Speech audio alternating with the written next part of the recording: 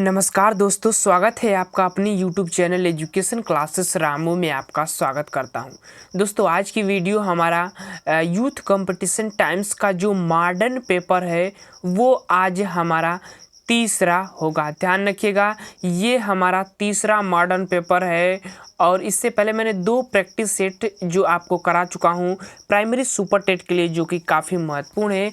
आज का हमारा मॉडर्न पेपर होगा तीसरा, तो इस वीडियो को ज़रूर देखिएगा। वीडियो अगर आपको पसंद आए तो चैनल को लाइक शेयर सब्सक्राइब आप ज़रूर करिएगा। एक चीज़ आपको बता देंगे कि इसमें जो है कौन कौन से इंक्लूड नहीं है, तो इंग्लिश आपको नहीं इसमें मिलेगी। उसके बाद दूसरी चीज़ करंट अफेयर आपको नहीं मिलेगा और तीसरी चीज़ मैथ नहीं इसमें आपको मिलेगा। बाकी सभी सब्जेक्ट जो प्राइमरी सुपर टेट में बनाए गए हैं वो सभी आपको मिलेंगे। ये 3 सब्जेक्ट जो है आपको इसमें नहीं मिलेगा।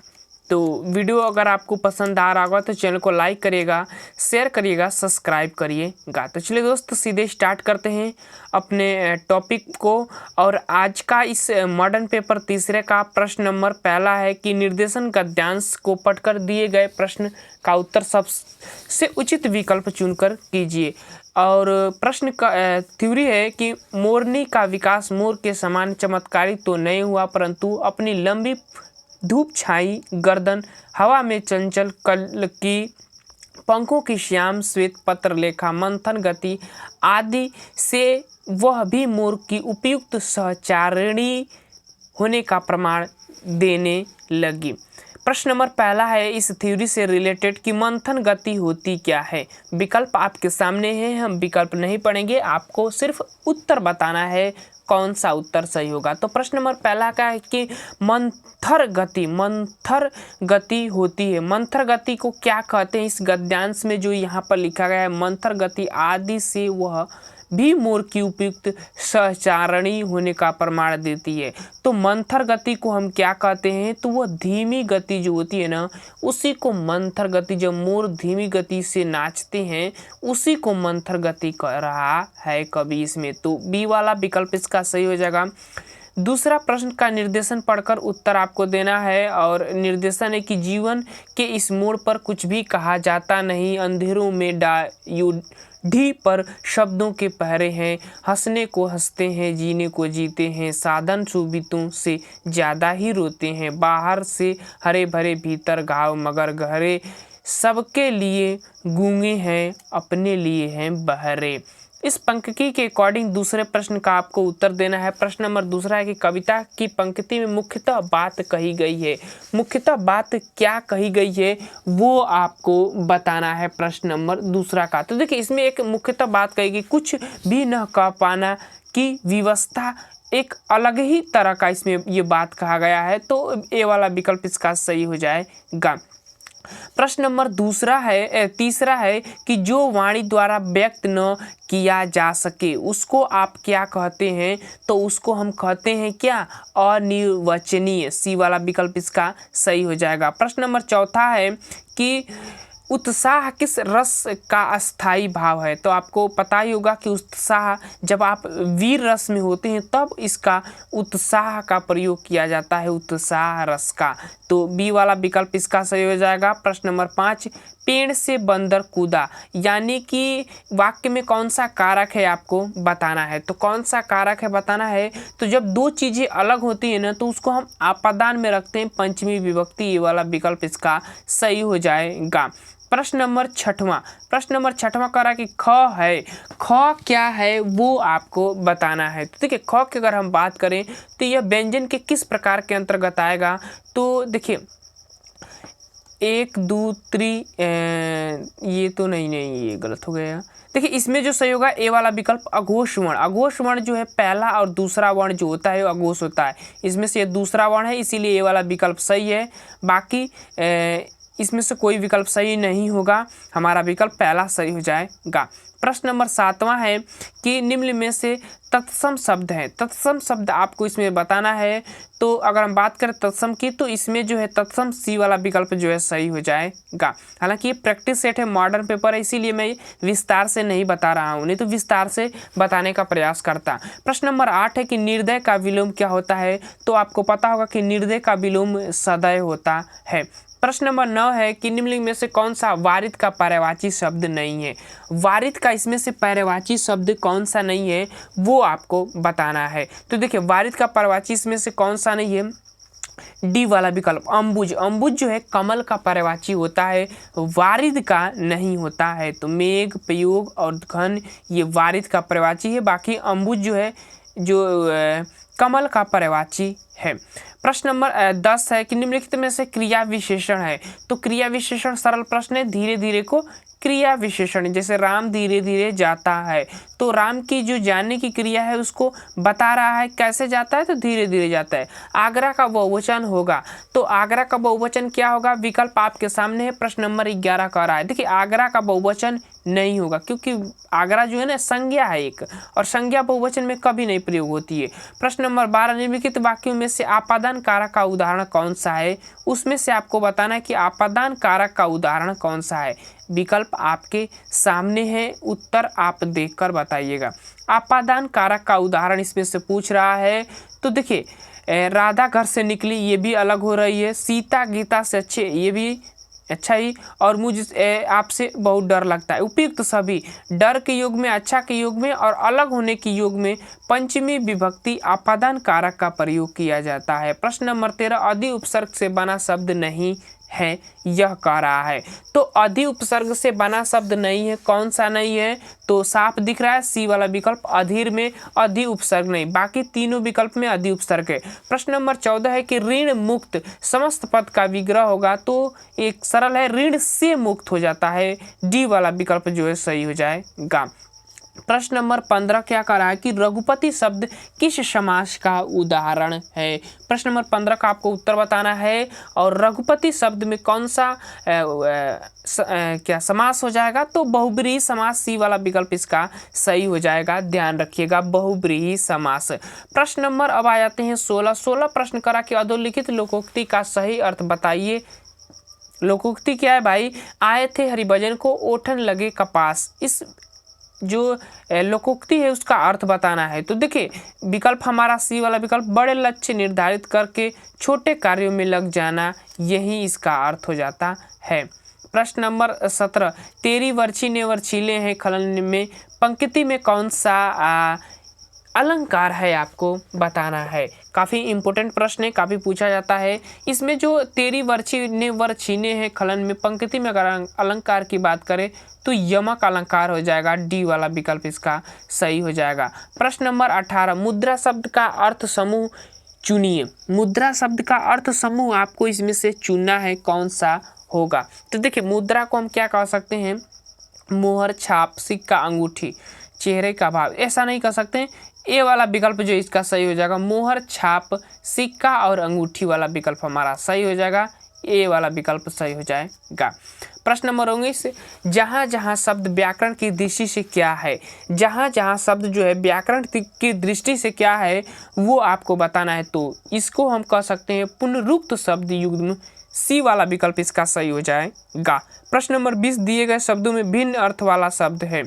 भिन्न अर्थ वाला शब्द जो है आपको इसमें से साटना है, 3 एक होगा और एक अलग होगा जो अर्थ को प्रदर्शित करेगा। तो इसमें हमारा जो विकल्प सही होगा वो होगा 20 का सी वाला विकल्प, भार्या जो है अलग हो जाएगा, लेकिन आत्मा, नंदिनी और कन्या ये पुत्री का में प्रयोग किया जाता है, लेकिन भार्या जो बहू हो जाती है। तो सी वाला विकल्प जो है हमारा सही हो जाएगा, 20 का सी वाला विकल्प। हिंदी के 20 प्रश्न पूरे, अब संस्कृत के 10 प्रश्न। चलिए स्टार्ट हो गया।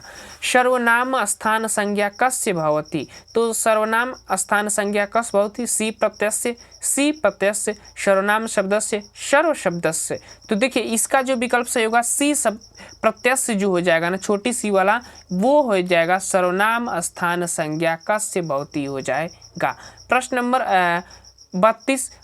32 करा कि न वेति नव्यति के बाद कौन सा शब्द आएगा वो आपको बताना है। ये एक सूत्र होता है, सूत्र वाला टॉपिक जो संस्कृत में होता है। अगर आप हमारे पुराने स्टूडेंट होंगे तो आपको पता होगा कि मैं आपको संस्कृत का नोट्स दिया था, तो उसमें दूसरा जो लेसन होता है संज्ञा प्रकरण, वहाँ से ये प्रश्न है। नव्यति क्या होता है? विभाषा होता है। तो इस तरह से हमारा विभाषा संज्ञा का सूत्र है नव्यति विभाषा, पी वाला विकल्प सही हो जाएगा। आप जब वो नोट्स लिए होंगे तो आपको पता होगा, उसमें दूसरा लेसन जो है ना वही में ये सब दिया गया है।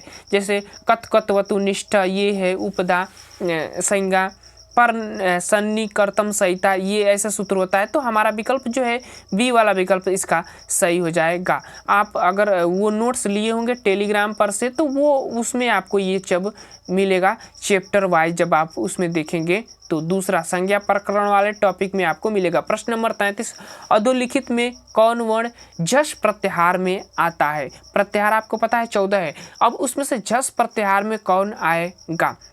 यूं रील रुक एवं है वरट लण यमणम जभय झभय गढ़ धस, यही है भाई, झभय गढ़ धस। इसमें से कौन सा झस प्रत्याहार के अंतर्गत आएगा? प्रश्न नंबर 33 का रहा है।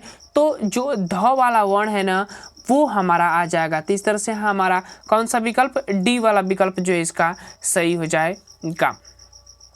अब आगे चलते हैं प्रश्न नंबर 35। प्रश्न नंबर 35 का रहा है, बीच में प्रश्न छूटे हैं, इसका मतलब गद्यांश होगा, इसीलिए मैं उसको नहीं इंक्लूड किया हूँ।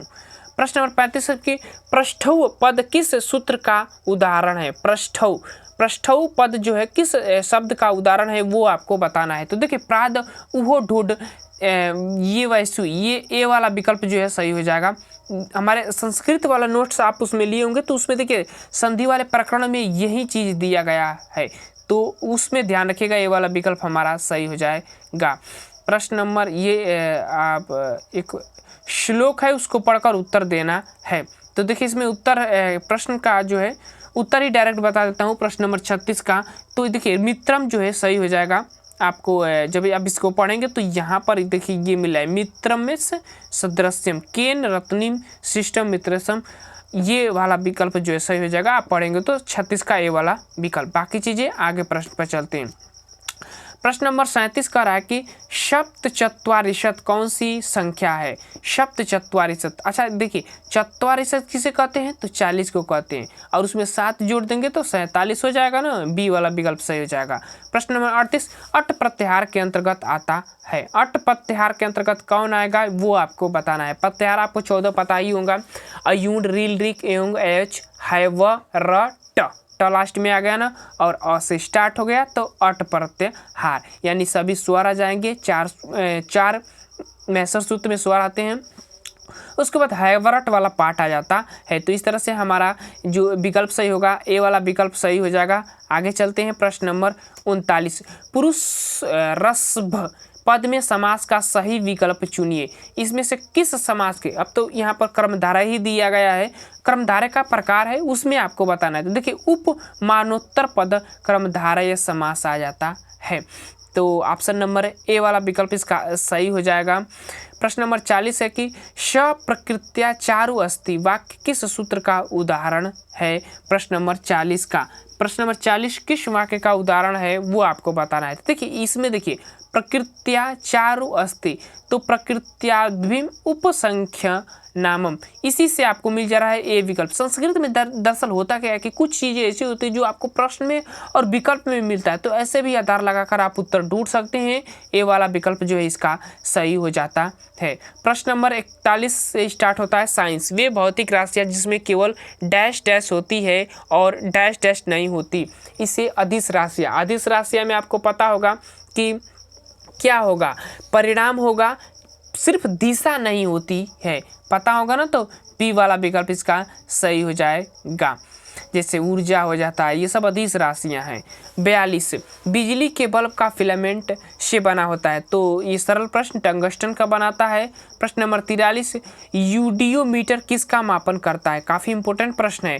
यूडियोमीटर किसका मापन करता है? तो यह मापन करता है किसका? गैसीय आयतन का मापन में करता है। बैरोमीटर वायुमंडलीय दाब मापन करता है, आपको पता होगा। तो सी वाला विकल्प इसका सही हो जाएगा। प्रश्न नंबर 44 से, प्रश्न नंबर 44 कह रहा है, देखिए प्रश्न नंबर ध्यान 44 को, कांसा किसकी मिश्र धातु है? तो कांसा किसकी मिश्र धातु है? तो यह है तांबा और टीन, टाटी की मड़ई, कांसा की टाटी की मड़ई, ट्रिक है ये। तो ए वाला विकल्प जो है सही हो जाएगा। तांबा और टीन का मिश्रण होता है कांसा धातु। 44 प्रश्न का ए वाला विकल्प। प्रश्न नंबर 45, प्रश्न नंबर 45 कह रहा है कि डेकेन में कितने हाइड्रोजन परमाणु होते हैं? तो डेकेन में कितने हाइड्रोजन परमाणु होते हैं वो आपको बताना है। हाइड्रोजन परमाणु का मतलब कि उसकी संख्या कितनी होती है उसको प्रदर्शित करना है। तो कितनी होती है? तो वो होता है 22।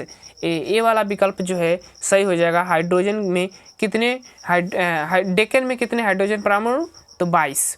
प्रश्न नंबर अब कह रहा है हमारा 45-46, ये कह रहा है प्रश्न कि एक अम्ल जो है डैश डैश लिटमस को डैश डैश में बदल देने का कार्य करता है। तो देखिए अम्ल होता क्या है कि वो नीले लिटमस पत्र को लाल कर देने का कार्य करता है सीधे। तो सी वाला विकल्प सही हो जाएगा। प्रश्न नंबर 47, रक्तोत्पत्ति कहाँ होती है? रक्त की उत्पत्ति कहाँ से होती है वो आपको बताना है। तो सरल प्रश्न, अस्थि मज्जा में होता है। और अगला प्रश्न है 48 की, निम्नलिखित में से कौन सा विटामिन पानी में घुलनशील है? कौन सा विटामिन है जो भाई पानी में घुलनशील है? तो कौन सा विटामिन? बी और सी। काफ़ी सरल प्रश्न। बी और सी जो है ऐसी विटामिन है जो पानी में घुलनशील है, बाकी सभी विटामिन वसा में घुलनशील होती है। ए डी ई के ध्यान रखिएगा, वसा वाली, पानी वाली बी सी। प्रश्न नंबर 49 कह रहा है कि लौहमता एक रोग है जो श्वास के साथ निम्नलिखित में से क्या अंदर लेने से होता है? तो क्या लेने से अंदर होता है? तो जब आप लौहमता एक रोग होता है तो वो लौह की धूल जब आपके अंदर जाएगी ना तो उसी को लौहमता रोग कहते हैं। तो बी वाला विकल्प हमारा सही हो जाएगा। प्रश्न के और विकल्प के अकॉर्डिंग मिल रहा है तो ऐसे भी ऐसे प्रश्न चुन सकते हैं। प्रश्न नंबर 50, विरोधी गुणों का युग्म जो समान विशेषताओं को नियंत्रित करे क्या कहलाता है? विरोधी गुणों का युग्म हो और समान विशेषताओं को नियंत्रित करे तो क्या कहलाता है? तो उसको युग्म विकल्पी एलीन कहते हैं। सी वाला विकल्प सही हो जाएगा। प्रश्न नंबर 51, किन्हीं दो परिमेय संख्याओं के बीच, ये तो मैथ का प्रश्न है, किन्हीं दो परिमेय संख्याओं के बीच कितनी परिमेय संख्याएं हो सकती है? तो अनंत परिमेय संख्या हो सकती है। सी वाला विकल्प जो है सही हो जाएगा। यहाँ से मैथ के प्रश्न थे इसीलिए उनको हटा दिया गया। अब आ जाते हैं हम जीके वाले पर्यावरण वाले प्रश्न पर। वीडियो चल रहा है, चलिए अब चलिए पर्यावरण वाले प्रश्न पर चलते हैं। प्रश्न नंबर 71 के निम्नलिखित में से कौन सा रोग जल से संबंधित है? तो इसमें से कौन सा रोग है जो जल से संबंधित है? तो देखिए ये खसरा रोग तो विषाणु से होगा तो ये तो हो नहीं सकता।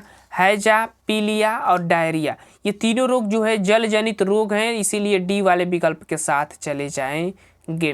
प्रश्न नंबर 72, कचरे के उचित निराकरण स्तर हेतु अनुसरण किया जाता है। किसका अनुसरण किया जाता है? 3R का अनुसरण किया जाता है। पुनः उत्पादन, पुनः प्रयोग और पुनः उसका एक और चीज होता है, ध्यान रखिएगा, याद नहीं आ रहा है। पुनः प्रयोग, पुनः उत्पादन, पुनः ऐसे ही प्रक्रिया है। 3R का प्रयोग होता है। ए वाला विकल्प इसका सही हो जाएगा। प्रश्न नंबर 73, प्रसिद्ध फसल त्योहार पोंगल मनाया जाता है। पोंगल त्यौहार जो है कहाँ पर मनाया जाता है वो आपको बताना है। फेमस त्यौहार है, केरल में मनाया जाता है। आगे चलते हैं। प्रश्न नंबर 74, निम्नलिखित में से कौन सी नदी बंगाल की खाड़ी में गिरती है? बंगाल की खाड़ी में कौन सी नदी? तो स्वर्ण रेखा नदी जो होती है बंगाल की खाड़ी में गिरती है। और जमशेदपुर जो शहर है ना वो इसी नदी के किनारे स्थित है। तो ये भी ध्यान रखिएगा, इंपॉर्टेंट प्रश्न है। प्रश्न नंबर 75, भारतीय संविधान द्वारा उपलब्ध किए गए मूलभूत अधिकारों का मुख्य उद्देश्य क्या है? मूलभूत जो अधिकार दिए गए हैं संविधान के द्वारा उसका उद्देश्य क्या है? उसका उद्देश्य सीधा सा है कि नागरिकों के व्यक्तित्व का सार्वजनिक विकास, किसी महिला के लिए नहीं, किसी पुरुष के लिए नहीं, किसी बच्चे के लिए नहीं, इन सभी के लिए हो जाएगा। तो नागरिक सभी में आ जाएंगे। प्रश्न नंबर 76, अब ये कह रहा है कि उत्तर प्रदेश स्थानीय स्वशासन कानून संशोधन अधिनियम 1994 किस संविधान संशोधन के बाद बनाया गया? स्थानीय स्वशासन की बात हो रही है। और कौन सा संविधान संशोधन है प्रश्न नंबर 76 का, तो वो हमारा संविधान संशोधन कौन सा था, कौन सा 1994 में हुआ था संशोधन, तो वो कौन सा संशोधन था, तो 74वां, 73वां के बाद 74वां संशोधन आ जाएगा। बी वाला विकल्प हमारा सही हो जाएगा। नगर प्रशासन के लिए 73वां था। प्रश्न नंबर 77, भारत सरकार द्वारा शुरू की गई ग्रीन इंडिया मिशन का मुख्य उद्देश्य क्या है। भारत सरकार द्वारा ये मिशन शुरू किया गया था, ग्रीन इंडिया मिशन का उद्देश्य क्या था वो आपको बताना है प्रश्न नंबर 77 का। तो उसका उद्देश्य सीधा सा शब्द है कि भारत में घटते वन क्षेत्र का संरक्षण एवं पुनः निर्माण करना। ये सी वाला विकल्प जो है सही हो जाएगा। आगे चलते हैं प्रश्न नंबर 78 पर। प्रश्न नंबर 78 कह रहा है कि निम्नलिखित में से किसका संबंध गदर पार्टी से नहीं है। बाकी 3 का संबंध है गदर पार्टी से। पहली चीज लाला हरदलाल फेमस है इसीलिए गदर पार्टी से, तो इनका संबंध है। मोहम्मद वर्तुल्लाह ये भी हैं। स्वर्ण सिंह भांगड़ा ये भी है पंजाब के। तो इसका विकल्प जो बाबा गुरदीत सिंह थे, इनका संबंध गदर पार्टी से नहीं है। बी वाला विकल्प इसका सही हो जाएगा। प्रश्न नंबर 79, वर्ष 1828 में स्थापित, ये सन भी याद रखेगा, ब्रह्म समाज के संस्थापक कौन है, तो राजा राम मोहन राय हैं ब्रह्म समाज के संस्थापक। प्रश्न नंबर 80, सौर ऊर्जा किसके द्वारा उत्पन्न होती है, ये सबको पता होगा। संलयन प्रक्रिया द्वारा सौर ऊर्जा का उत्पत्ति होती है। अब आ जाते हैं साइकों के प्रश्न। 81, विकास के परिणाम स्वरूप नवीन विशेषताएं नवीन योग्यताएं प्रकट होना यह होता है। ये कथन किसका है, तो ये कथन काफ़ी फेमस है, कई बार पूछा जाता है। हरलाख महोदय जी का ये कथन है, ध्यान रखिएगा। प्रश्न नंबर अब आ जाते हैं 82 पर। और प्रश्न नंबर 82 कह रहा है कि व्यक्तियों में एक दूसरे में भिन्नता क्यों होती है। व्यक्तियों में एक दूसरे में भिन्नता क्यों होती है वो आपको बताना है। प्रश्न नंबर 82 कह रहा है तो क्यों होती है एक दूसरे में भिन्नता। तो देखिए इसमें बेस्ट विकल्प आपको, देखिए साइको में होता है कहना कि आपको बेस्ट विकल्प आपको चुनना होता है प्रश्न के अकॉर्डिंग। इसमें से आपको बेस्ट विकल्प चुनना है। हालांकि सभी की इसमें ज़रूरत होती है, लेकिन सबसे बेस्ट विकल्प है सी वाला। वंशानुक्रम एवं वातावरण के बीच अन्योन्य क्रिया के कारण जो है एक दूसरे से भिन्नताएं देखने को मिलती है। ठीक है ना। प्रश्न नंबर 83, अनुभव द्वारा व्यवहार में परिवर्तन क्या कहलाता है। अधिगम, सीखना उसको कहते हैं। प्रश्न नंबर 84, सीखने का प्राथमिक मूलभूत नियम संबंधित है। किससे नियम संबंधित है। देखिए इस प्रश्न में थोड़ी बहुत गलती लग रही है, क्योंकि अभ्यास कार्य भी दिया गया है और तत्परता भी दिया गया है। वैसे हम इस 84 वाले प्रश्न के डी वाले प्रश्न के साथ जाएंगे। तत्परता के जो मूलभूत नियम है, पहला नियम तत्परता का नियम, अभ्यास का नियम, प्रभाव का नियम, ये सभी है। डी वाला विकल्प इसमें हम बेस्ट मानेंगे प्रश्न के अकॉर्डिंग। प्रश्न नंबर 85, कौशल सीखने की पहली अवस्था क्या होती है। जब कौशल सीखा जाता है प्रश्न नंबर 85 में, तो पहली अवस्था क्या होती है, तो वो होती है अनुकरण की अवस्था। पहले आप अनुकरण ही न करेंगे किसी भी कौशल को सीखने के लिए, तो डी वाला विकल्प इसका सही हो जाएगा। प्रश्न नंबर 86, शिक्षण एक प्रक्रिया है। शिक्षण एक प्रक्रिया है, क्या है भैया, शिक्षण एक कैसी प्रक्रिया है वो आपको बताना है। तो देखिए इसमें आपको बेस्ट ऑप्शन चुनना है। शिक्षण अधिगम का सरलीकरण करने की प्रक्रिया, एकदम सही। शिक्षण अधिगम का सरलीकरण करने की प्रक्रिया, जो सिखाने की प्रक्रिया है उसको सरल करने की प्रक्रिया जो है शिक्षण एक प्रक्रिया है। तो डी वाला विकल्प जो है इसका सही हो जाएगा। प्रश्न नंबर 87, प्रतिभाशाली विद्यार्थी होते हैं। क्या होते हैं प्रतिभाशाली विद्यार्थी, कैसे होते हैं वो आपको बताना है। तो देखिए अपनी आवश्यकताओं को दृढ़तापूर्वक नहीं कर पाते हैं, ये तो गलत ही चीज़ है भाई। स्वभाव में अंतर्मुखी नहीं, अपने निर्णय में आत्मनिर्भर, शिक्षकों से स्वतंत्र, तो एकदम सी के साथ डी के साथ जाइए। शिक्षकों से स्वतंत्र होते हैं प्रतिभाशाली शिक्षार्थी। कुछ लोग सी के साथ भी जाएंगे, लेकिन इसमें जो बेस्ट ऑप्शन है डी वाला विकल्प। प्रश्न नंबर 88, प्रतिभाशाली शिक्षार्थियों को डैश डैश से जुड़े हुए प्रश्नों पर अधिक समय देने के लिए कहा जा सकता है। कैसे प्रश्न पर अधिक समय के लिए देने के लिए कहेंगे प्रतिभाशाली शिक्षार्थियों को, तो कैसे प्रश्नों के लिए, तो सृजनात्मक वाले प्रश्न जो होंगे ना वैसे प्रश्नों पर आप उनको कहेंगे कि भाई आप उस पर अधिक समय दीजिए। अब आ जाते हैं प्रश्न नंबर अगला, सीखने के लिए आकलन निम्नलिखित का ध्यान रखता है सिवाय। सीखने के लिए आकलन, असेसमेंट फॉर लर्निंग इंग्लिश में इसको कहेंगे। और सीखने के लिए आकलन निम्नलिखित का ध्यान रखता है, सिवाय किसके सिवाय भाई, तो विद्यार्थियों की क्षमता, ये तो जरूरी है, त्रुटियां भी जरूरी है, अधिगम शैलियाँ कैसे वो सीखते हैं, आवश्यकता को नहीं ध्यान में रखता है। तो इस तरह से हम जाएंगे बी वाले विकल्प के साथ, बस सिवाय विद्यार्थियों की आवश्यकता के सिवाय बस ये सभी चीज़ों। अब कहेंगे कुछ लोग आवश्यकता, लेकिन आवश्यकता की उसमें ज़रूरत नहीं होती है, और सीखने के लिए आकलन के लिए क्षमता की ज़रूरत, त्रुटियां और अधिगम शैलियाँ की ज़रूरत होती है। प्रश्न नंबर 90 है कि निम्नलिखित में से कौन सी स्थिति बाल केंद्रित कक्षा को प्रदर्शित कर रही है, कौन सी स्थिति बाल केंद्रित कक्षा को प्रदर्शित कर रही है। पहला विकल्प में ये गलत, याद रखना गलत, जैसे शब्द मिल जाए तुरंत ऑप्शन को काट दीजिए। अब दूसरा विकल्प, एक कक्षा में जैसे पाठ्य पुस्तक एक मात्र संसाधन हो जिसके संदर्भ में सीखते, मात्र संसाधन, ये भी शब्द मिले तो गलत। ठीक, आगे चलते हैं, एक कक्षा में जिसमें शिक्षा समूह में बैठकर और शिक्षक बारी बारी से प्रत्येक समूह में जा रही है, और दंड पुरस्कार को संचालित, ये भी गलत। तो सी वाला विकल्प इसका मिल गया है, सीधा सा सी वाला विकल्प इसका सही हो जाएगा। प्रश्न नंबर 91, और यह कह रहा है प्रश्न नंबर 91 कि पर्यवेक्षण एवं निरीक्षण तंत्र के प्रमुख कार्य है। पर्यवेक्षण एवं निरीक्षण तंत्र के प्रमुख कार्य हैं, क्या कार्य हैं वो आपको बताना है। प्रश्न नंबर 91 कह रहा है, तो उसके कार्य जो की बात करें तो सभी विकल्प सही हो जाएगा, विकल्प आपको दिखने से ही लग रहा है सभी। प्रश्न नंबर 92, बच्चे किस प्रकार से सीखते हैं, नीचे दिए गए कथनों में से कोई कौन सा इस प्रश्न के विषय में सही नहीं है। तो बच्चे केवल कक्षा में सीखते, केवल शब्द मिल जाए वो विकल्प इसी प्रश्न के अकॉर्डिंग निगेटिव को प्रदर्शित कर रहा है, ये वाला विकल्प हमारा सही हो जाएगा। प्रश्न नंबर 93, निम्नलिखित में से कौन सा एक उपयुक्त रचनात्मक आकलन का कार्य नहीं है, रचनात्मक आकलन का कार्य नहीं है वो आपको बताना है। रचनात्मक कार्य का आकलन नहीं है, देखिए खुले अंत वाले प्रश्न ये भी हो जाएगा, रचनात्मक कार्य के लिए परियोजना भी हो जाएगी, अवलोकन भी हो जाएगा। डी वाला विकल्प जो है ये नहीं हो जाए, क्रम निर्धारण करना बच्चों का विद्यार्थियों की योग्यता के आधार पर, ये रचनात्मक आकलन के अंतर्गत नहीं आ सकता, तो डी वाला विकल्प इसका सही हो जाएगा। प्रश्न नंबर 94, डैश डैश के अतिरिक्त निम्नलिखित समस्या समाधान की प्रक्रिया के चरण है, किसके अतिरिक्त इसमें से समस्या समाधान प्रक्रिया के चरण है वो आपको बताना है। तो किसके अतिरिक्त, देखिए विकल्प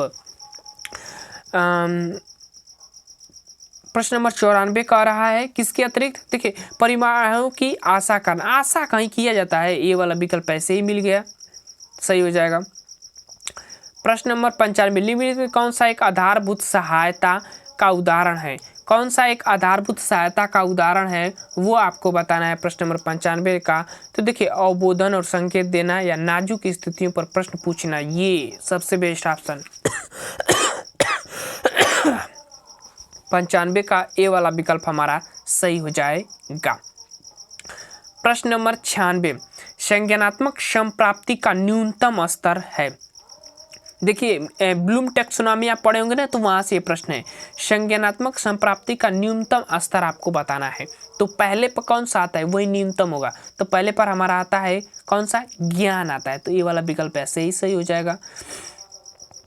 आगे चलते हैं, प्रश्न नंबर 97, अब्राहम मैस्लो ने अभिप्रेरणा का वर्गीकरण किया है, कौन कौन से दो पार्ट में अभिप्रेरणा को इन्होंने वर्गीकृत किया है, तो वह है स्वाभाविक और कृत्रिम अभिप्रेरणा, तो ये वाला विकल्प इसका भी सही हो जाएगा। प्रश्न नंबर 98, अधिगम क्षमता निम्नलिखित में से किससे प्रभावित नहीं होती, किससे प्रभावित नहीं होती, तो वह डी वाला विकल्प राष्ट्रीयता से, राष्ट्रीयता से कहीं प्रभावित होगा भाई, प्रशिक्षण से हो सकता है, वातावरण से हो सकता है, अनुवांशिकता से हो सकता है। प्रश्न नंबर 99, अच्छी स्मृति की विशेषता है, अच्छी स्मृति की विशेषता क्या है, तो ये सभी सही हो जाएगा, शीघ्र पहचान, अच्छी धारणा, शीघ्र पुनर्स्मरण ये होता है, तो डी वाला विकल्प सभी हो जाएंगे। प्रश्न नंबर 100, ध्यान और रुचि में संबंध है। अच्छा आप पढ़े होंगे जब ध्यान और रुचि वाला टॉपिक, तो उसमें कहा गया हो कि ध्यान और रुचि एक ही सिक्के के दो पहलू हैं, ठीक, तो आप किसके साथ जाएंगे, सकारात्मक संबंध, ये वाला विकल्प सही हो जाएगा। ध्यान को ही अवधान कहा जाता है, ये भी जानते होंगे। अब यहाँ से 20 प्रश्न छूटे हैं तो वो करंट अफेयर के प्रश्न हैं, जो कि आपको ये पुराने करंट अफेयर थे इसीलिए उनको हटा दिया गया है, तो उससे चीज़ों से घबराइएगा मत। प्रश्न नंबर अब आ जाते हैं हम प्रश्न नंबर 121 और कह रहा है प्रश्न नंबर 121 कि हाल ही में उत्तर प्रदेश सरकार ने किस एक्सप्रेसवे को अटल पथ नाम दिया है। तो किस एक्सप्रेसवे को अटल पथ के नाम से दिया है वो आपको बताना है। प्रश्न नंबर 121 किसको, तो बुंदेलखंड जो एक्सप्रेसवे उत्तर प्रदेश में बनाया गया ना, उसी को अटल पथ नाम दे दिया गया है, तो डी वाला विकल्प सही हो जाएगा। प्रश्न नंबर 122 और यह कह रहा है कि अंतर्राष्ट्रीय योग दिवस को किस दिन मनाया जाता है। किस दिन को, 21 जून को योग दिवस मनाया जाता है। प्रश्न नंबर 123 डेजर्ट फेस्टिवल डैश देश में आयोजित किया जाता है। डेजर्ट फेस्टिवल कहाँ आयोजित किया जाता है, प्रश्न नंबर 123 कह रहा है, तो कहाँ पर, आज राजस्थान के जैसलमेर में, बी वाला विकल्प सही हो जाएगा। आगे चलते हैं प्रश्न नंबर 124 लावड़ी डैश डैश का लोक नृत्य है। किस राज्य का लावड़ी नृत्य है वो आपको बताना है। 124 का तो वह है किस चीज़ का, लावड़ी महाराष्ट्र का है, तो डी वाला विकल्प इसका सही हो जाएगा। प्रश्न नंबर 125 इन भारतीय संगीत दिग्गजों में सितार वादक कौन है वो आपको बताना है। सितार वादक कौन है 125 का उत्तर, और सितार वादक आपको पता होगा रविशंकर महाराज जी, बी वाला विकल्प सही हो जाएगा। प्रश्न नंबर 126 है कि रविंद्रनाथ टैगोर को नोबेल पुरस्कार किस के लिए मिला था। भारत के पहले व्यक्ति थे जिनको नोबेल पुरस्कार मिला था, किसके लिए मिला था, साहित्य के क्षेत्र में 1913 में मिला था, ध्यान रखिएगा, सन भी पूछता है कभी कभी।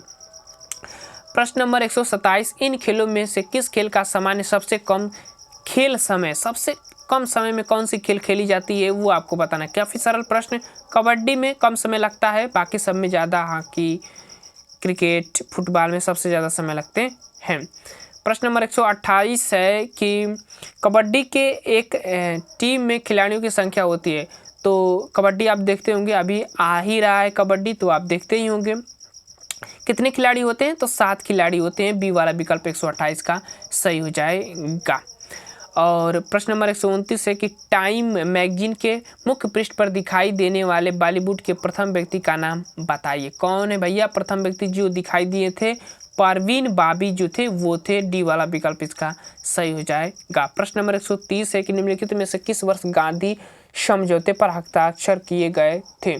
किस वर्ष किए गए थे, तो 1931 में जब समझौता हुआ, उसके बाद 1932 में गांधी जी ने द्वितीय गोलमेज सम्मेलन में भाग लिए थे, आपको पता ही होगा, ए वाला विकल्प सही हो जाएगा।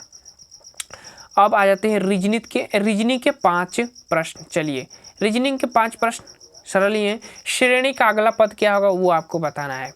चलिए आपके सामने है विकल्प, प्रश्न भी आपके सामने है। देखिए यहाँ पर है कि 3 के बाद 6 आ रहा है, उसके बाद 18, उसके बाद 72, उसके बाद 360। देखिए 3 दूना के 6, 6 3 18, 18 चौक 72, यानी कि 2 3 4 और इसके बाद ये 5 का गुणा किया गया है, तो 72 में आप 5 का गुणा करेंगे तो 2160 आ जाएगा। डी वाला विकल्प 131 का सही हो जाएगा। कितना सरल था। आगे चलते हैं प्रश्न नंबर 132। सत्या का जन्मदिन 15 अगस्त ध्यान रखिएगा को और मीना का जन्मदिन 25 जून को आता है। यदि मीना का जन्मदिन बुधवार है, यानी यही मीना है तो इनका जन्मदिन 25 जून को बुधवार है, तो सत्या का जन्मदिन उसी वर्ष कौन सा दिन होगा। अब यहाँ समझे वाली बात है, पहले हम लिखते हैं 25 जून बुधवार, चलो इतना लिख दिए बुधवार। कौन है, तो मीना जी हैं। उसके बाद हमको पूछ रहा है कि 15 अगस्त को कौन सा दिन होगा, अगस्त, ठीक है ना, 15 अगस्त को कौन सा दिन होगा। देखिए अब यहाँ देखिए जून जुलाई अगस्त, जून जुलाई अगस्त। अब देखिए ये चीज़ ध्यान रखिए, कौन से महीने 30 के होते हैं, कौन से महीने 31 का, ये भी ध्यान रखना पड़ता है। देखिए तो जून नवंबर जानिए, अप्रैल सितंबर 30, ये ट्रिक होता है। जून नवंबर जानिए, जून नवंबर जानिए, अप्रैल सितंबर 30, बाकी जून का नाम आ रहा है तो जून 30 का होगा, तो यानी 5 दिन इसमें शेष बचे। अब इसको हटा रहा हूँ मैं, ध्यान रखिएगा, 5 दिन जून वाले बचते हैं, 5 दिन जून वाले, तो 5 ये हो जाएगा। फिर जून जुलाई, जुलाई कितने का महीना, 31 का हो जाएगा, ठीक। उसके बाद जुलाई के बाद अगस्त आ ही जाता है, 15 अगस्त। अब जोड़ दीजिए इन सबको, 5 5 10 1 11, उसके बाद 3 1 4 1 5, 51वां दिन। 7 से भाग दे दीजिए, हर दिन के बाद वही सेम दिन आता है, 7वें दिन के बाद वही सेम दिन आता है, यानी कि बुधवार जो है 7वां दिन के बाद बुधवार हो जाएगा। 7 से भाग दे दीजिए तो 7 7 49, 49वां दिन क्या हो जाएगा आपका बुधवार। ध्यान रखिएगा 49वां दिन आपका क्या हो जाएगा बुधवार। अब बचा 2 दिन, बुध बीएफए और शुक्र दिया है ऑप्शन में, ए वाला विकल्प। 51वें दिन हमारा शुक्रवार हो जाएगा, 32 का ए वाला विकल्प सही हो जाएगा। बाकी चीज़ें ध्यान रखिएगा, जून नवंबर जानिए, अप्रैल सितंबर 30, 28 29 की फरवरी, बाकी सब 30। प्रश्न नंबर 133, दोपहर 2:30 पर घंटे की सुई तथा मिनट की सुई के बीच न्यूनतम कोण का मान कितना होगा। देखिए पहली चीज़, देखिए ये घड़ी है और इसमें 12 घंटा होते हैं, आपको पता होगा 12 घंटा होते हैं घड़ी में, मतलब 12 घंटे होते हैं। तो घड़ी की जो घंटे वाली सुई है वो 12 घंटा लगाएगी एक चक्कर पूरा करने में, और ये गोला है तो 360 अंश का हो जाएगा। अब 360 अंश में 12 का भाग देंगे तो 12 3 36, यानी कि घंटे वाली सुई 1 घंटा में 30 अंश का कोण बना रही है। इससे पे आप पता हो गया आपको। अब चलते हैं यहाँ पर 2 घंटा का बात हो गई, तो 2 घंटा यानी कि 1 घंटा में 30 तो 2 घंटा में 60 अंश, ठीक। अब 30 मिनटवा बढ़ रहा है तो सुइया घंटा वाली कुछ बढ़ेगी। वैसे के लिए आप क्या करिएगा कि अब 1 घंटे में 30 अंश का कोण बना रही है घंटे वाली सुई, तो 1 मिनट में कितने अंश का कोण बनाएगी, तो 30/60, 1/2। अब 1/2 तो 30 में जो है 2 से भाग दे दो, 15 इसमें जोड़ दीजिए 60 में, तो जोड़ेंगे तो कितना हो जाएगा 60 और जोड़ेंगे तो 10 70 5 75। ये तो हमारा घंटा वाला का कोण हो गया। मिनट वाला कोण, 1 मिनट वाली सुई 1 मिनट में 6 अंश का कोण बनाती है, ध्यान रखिएगा। अगर आप ये किस टॉपिक से है, घड़ी वाले टॉपिक पढ़े होंगे तो, नहीं तो मैं ज़रूर समय मिलेगा तो इसको पढ़ाऊँगा बोर्ड पर डायरेक्टली। अब देखिए मिनट वाली सुई 1 मिनट में 6 अंश का कोण बनाती है, ये चीज़ को ध्यान रखिएगा। कितने अंश का, 6 अंश का। आई 75 घंटा वाला हो गया 6 अंश का, तो 30 मिनट में कितने अंश का, तो 36 18, ठीक। 180 अंश का, 180 अंश में घटाएंगे तो 105 अंश आ जाएगा। हमारा विकल्प जो है डी वाला सही हो जाएगा। पासा से ये 3-4 टॉपिक ऐसे जो डायरेक्टली आपके एग्जाम में प्रश्न बन रहे हैं रीजनिंग से प्राइमरी सुपरटेट में, तो ध्यान रखिएगा इन टॉपिकों को। प्रश्न नंबर 134 कह रहा है कि दिए गए पासे में x ऊपर हो तो नीचे क्या होगा, इसके विपरीत क्या होगा वो आपको बताना है। ये जो ये वाला सिंबल दिया गया है, अब देखिए इसमें आपको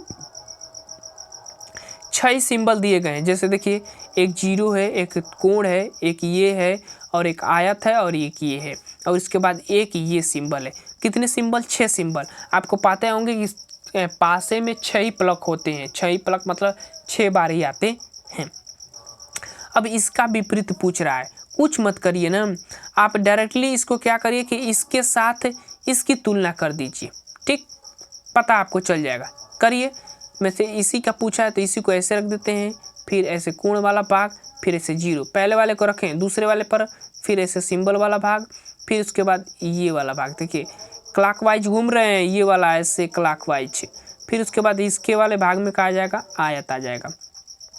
अब इसके विपरीत ये हो जाएगा, इसके विपरीत ये हो जाएगा। अब इसके विपरीत क्या होगा, तो इसमें से कौन सा नहीं है, तो यही वाला नहीं है, विकल्प हमारा ये वाला सही हो जाएगा। बस कुछ नहीं है। प्रश्न नंबर 135, आज पिता की आयु अपने पुत्र की आयु से 3 गुनी है। 10 वर्ष पहले पिता की आयु अपने पुत्र की आयु की 5 गुनी थी, तो आज पुत्र की आयु क्या होगी। पहले ये चीज़ देखिए, पुत्र की आयु से 3 गुनी है पिता की आयु, तो पुत्रवा का आयु कितना हो जाएगा x, पिता का आयु कितना 3 गुनी 3x। 10 वर्ष पहले माइनस कर दीजिए, पहले की बात हो रही है। अब कह रहा है कि पुता की 5 गुनी हो जाएगी, पुत्रवा की आयु होगी, तो 5 को गुणा कर दीजिए पुत्रवा में। अब वहाँ 5x और 50 हो जाएगा, 10 में 50। अब यहाँ से देखिए कुछ मत करिए, इसको इससे घटा दीजिए, इसको इससे घटा दीजिए, 40/2 आएगा। x बराबर आ जाएगा 20। अब किसका पूछा है, पुत्र का पूछा है, तो x हमने किसको माना था, पुत्र को माना था। ए वाला विकल्प हमारा सही हो जाएगा।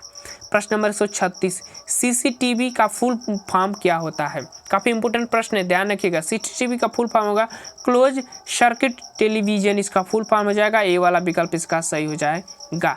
प्रश्न नंबर अब आ जाते हैं 137, फेसबुक की प्रमुख विशेषता कौन सी है इसमें से। तो देखिए विशेषता है तो हमें अपने विचारों का आदान प्रदान कर सकते हैं, एकदम बी वाला विकल्प सही हो जाएगा। नहीं कर सकते गलत है, फोटो नहीं शेयर कर सकते गलत है, वीडियो नहीं अपलोड कर सकते गलत है। कर सकते हैं, वीडियो मैं भी डालता हूँ, फोटो डालता हूँ, सब कुछ डालता हूँ, तो बी वाला विकल्प इसमें सही हो जाएगा। प्रश्न नंबर 138, शेयर इट की फ्रीक्वेंसी रेंज अधिकतम कितनी होती है। शेयर इट, अच्छा आप जब फ़ोन चलाते होंगे तो शेयर किया जाता है ना, कोई फिल्म आपको भेजना होगा दूसरे के फ़ोन में, तो कैसे भेजेंगे, शेयर इट के माध्यम से ही भेजेंगे। तो उसकी फ्रीक्वेंसी कितनी दूरी तक होती है, रेंज होती है, वो आपको बताना है। 138 प्रश्न कर रहा है कितनी होती है, तो लगभग 100 फीट के आसपास होती है। बी वाला विकल्प इसका सही हो जाएगा।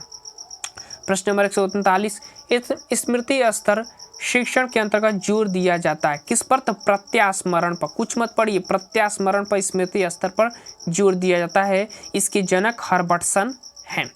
हर्बर्ट में याद करते हैं, ट्रिक है इसका। 140, शैक्षिक तकनीक का प्रयोग किया जाता है। शैक्षिक तकनीक का प्रयोग किस में किया जाता है वो आपको बताना है 140 का। तो विकल्प को देखने से ही पता चल रहा है कि डी वाला विकल्प इसका सही हो जाएगा। प्रश्न नंबर 141, कार्य को प्रारंभ करने, जारी रखने और नियमित करने की प्रक्रिया क्या कहलाती है, प्रेरणा कहलाती है। एक परिभाषा है प्रेरणा की। तो 41 का ये वाला विकल्प डायरेक्टली मिल रहा है। प्रश्न नंबर 142, बीजों का अंकुरण संकल्पना के शिक्षण की सबसे प्रभावी पद्धति है। क्या इसमें से है जो बीजों के अंकुरण की संकल्पना के बारे में अगर आप शिक्षण दे रहे हैं तो सबसे प्रभावी पद्धति इस विकल्प के अकॉर्डिंग आपको कौन सी है वो आपको बताना है। प्रश्न नंबर 142 का। तो देखिए विद्यार्थियों द्वारा पौधे के बीज बोना और उसके अंकुरण के चरणों का अवलोकन करना, इससे बेस्ट ऑप्शन कहाँ मिलेगा भैया, ये वाला विकल्प सही हो जाएगा। प्रश्न नंबर आ जाते हैं 143। प्रश्न नंबर 143 कह रहा है कि एक शिक्षिका अपने आसपास के कभी भी प्रश्नों के उत्तर नहीं देती। अच्छा, एक शिक्षिका अपने आप में कभी भी प्रश्नों के उत्तर नहीं देती, वो अपने विद्यार्थियों को उत्तर देने के लिए समूह चर्चा और सहयोगात्मक अधिगम अपनाने के लिए प्रोत्साहित करती है। यह उपागम डैश डैश के सिद्धांत पर आधारित है। किसके सिद्धांत पर आधारित है, सीटेट का मोस्ट इम्पोर्टेंट प्रश्न है और मैंने इसको खुद देखा हूँ, तो इसीलिए मैं डी वाले विकल्प के साथ जाऊँगा। सभी इसमें भागीदारी होंगे। जब शिक्षिका खुद अपने प्रश्न का उत्तर नहीं देगी, वो बच्चों से प्रश्न निकलवाएगी, तो सभी बच्चों से प्रश्न निकलवाने का कार्य करेगी। उसी को हम सक्रिय भागीदारी कहते हैं। सभी सक्रिय रूप से उसमें भाग लेते हैं बच्चे। प्रश्न नंबर 144, बच्चे किस प्रकार से सीखते हैं, नीचे दिए गए कथनों में से कौन सा इस प्रश्न के विषय में सही नहीं है। अच्छा, सही नहीं है तो बच्चे केवल कक्षा में नहीं सीखते, केवल ऐसे मिल गया तो निगेटिव सेंस, ये वाला विकल्प इसका सही हो जाएगा। लगता है डबल प्रश्न पूछ दिया इसमें, ये पीछे भी पढ़े हुए प्रश्न। प्रश्न नंबर 145, एक पीटी खेल शिक्षक क्रिकेट के खेल में अपने शिक्षार्थियों के क्षेत्र रक्षण को सुधारना चाहता है। निम्न में से कौन सी युक्ति शिक्षार्थियों को अपना लक्ष्य प्राप्त करने में सर्वाधिक सहायक होगा। कौन सा लक्ष्य युक्ति इसमें दिया गया है विकल्प में जो उनको उनके लक्ष्य को प्राप्त करने में सहायता प्राप्त करेगी। प्रश्न नंबर 145 कह रहा है। चलिए विकल्प आपको दिखा रहे हैं। विकल्प ये है, देखिए शिक्षार्थियों को क्षेत्र रक्षण का अधिक अभ्यास करवाना, शिक्षार्थियों को यह बताना कि क्षेत्र रक्षण सिखाना उनके लिए एक प्रकार महत्वपूर्ण है। सी, बेहतर क्षेत्र रक्षण और सफलता की दर के पीछे के तर्क को स्पष्ट कराना, क्षेत्र रक्षण को प्रदर्शित करना और शिक्षार्थियों को अवलोकन कराना। देखिए ऑप्शन नंबर डी वाला विकल्प प्रश्न नंबर 145 का जो है सही हो जाएगा। यहाँ पर है कि शिक्षार्थियों के क्षेत्र में प्रदर्शन करना और शिक्षार्थी अवलोकन करें, ये चीज़ का सबसे ज़्यादा महत्वपूर्ण जगह शिक्षार्थियों के क्षेत्र रक्षण का अधिक अभ्यास करवाना, ये चीज़ अभ्यास नहीं। लेकिन यहाँ देखिए, यहाँ पर बात किस चीज़ की हो रही है, पीटी की बात हो रही है। पीटी, ए वाला विकल्प के साथ जाइएगा। देखिए जब उनका जो कमी होती है ना अभ्यास से ही समाप्त होगा। ऐसे में आपको अवलोकन कितना करेंगे बच्चे, जब तक उनका अभ्यास खुद का नहीं होगा तब तक वो समाप्त नहीं हो सकता है उनकी कमियां। तो ए वाला विकल्प इसका सही हो जाएगा। पीटी करा रहे हैं ना आप, तो वो चीज़ अभ्यास पर आ जाता है, ये वाला विकल्प इसका सही हो जाएगा। प्रश्न नंबर 146 क्रियात्मक अनुसंधान का उद्देश्य क्या है वो आपको बताना है। प्रश्न नंबर 146 का तो नवीन ज्ञान की खोज, ये भी बात सत्य है। विद्यार्थी शरीर की प्रतियों व्यवहार विज्ञान का विकास और विद्यार्थी, ये डी वाला विकल्प इसका सही हो जाएगा। प्रश्न नंबर आगे चलते हैं 47। जब बच्चा फेल होता है तो इसका तात्पर्य है कि एनसीएफ 2005 में डायरेक्टली ये बात कही गई कि बच्चा फेल व्यवस्था फेल। सी वाला विकल्प इसका डायरेक्टली सही हो जाएगा। दिए गए वाक्य को पूरा करने के लिए निम्नलिखित में से कौन सा युग्म सर्वाधिक उचित विकल्प होगा। जब बच्चे उन गतिविधियों में शामिल होते हैं जो डैश डैश होती हैं तब वे जल्दी डैश डैश करते हैं। तो क्या है, देखिए वास्तविक जीवन में उपयोगी और सीखा हो।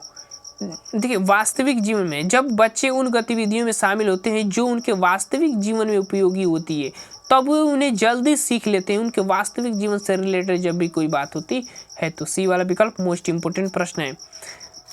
प्रश्न नंबर 149। बच्चों को शाब्दिक या गैर शाब्दिक दंड देने का परिणाम होता है। क्या परिणाम होता है कि बच्चों को शाब्दिक और गैर शाब्दिक, आप शाब्दिक भी उसको दंड दे रहे हैं और गैर शाब्दिक गलत कार्य पर भी दंड दे रहे हैं, तो ऐसे का उस पर क्या परिणाम पड़ेगा, तो उसके स्वयं के प्रति अवधारणा जो होती है वो नष्ट हो जाती है। जब वो सही भी है तभी दंड दे रहे हैं, गलत है तो दंड दे ही रहे हैं, तो ऐसे में उसकी अवधारणा जो है नष्ट हो जाती है बालक की। डी वाला विकल्प सही हो जाएगा। प्रश्न नंबर 149। विशेष रूप से जागरूकमंद बच्चों की शिक्षा का प्रबंध होना चाहिए।